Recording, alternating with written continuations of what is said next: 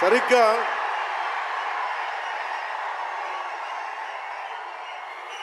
ఒక 2 సంవత్సరాల క్రితం భీమ్లా నాయక్ రిలీజ్ అయినప్పుడు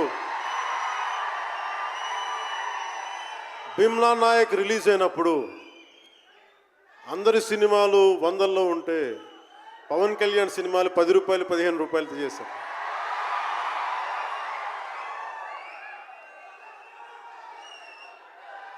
నేను ఒకటే చెప్పాను ఆ రోజున, మనల్ని ఎవడు ఆపేది.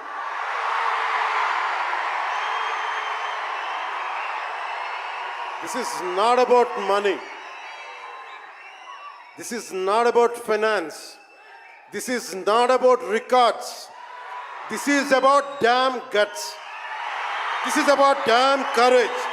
This is about damn tenacity. We are here. We will stand by. We will serve justice.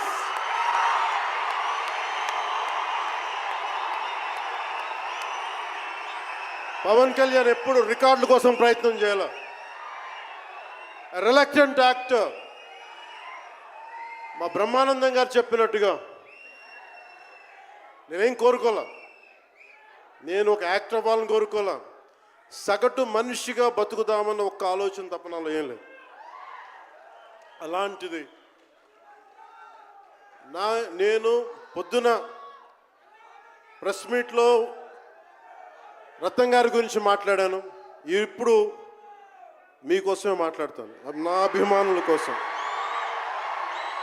ఈరోజు నేను ఇక్కడ నిల్చున్నాను, పడి లేచాను, పడుతూనే ఉన్నాను, లేస్తూనే ఉన్నాను. దానికి కారణం ఒకరే, మీరే.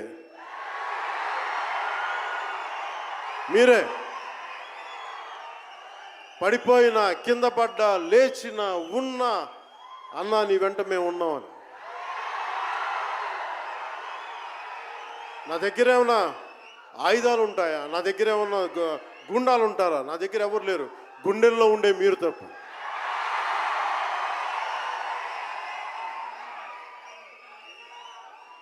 దాదాపు నేను 96లో నా మొదటి సినిమా అక్కడమ్మాయికి అబ్బాయి.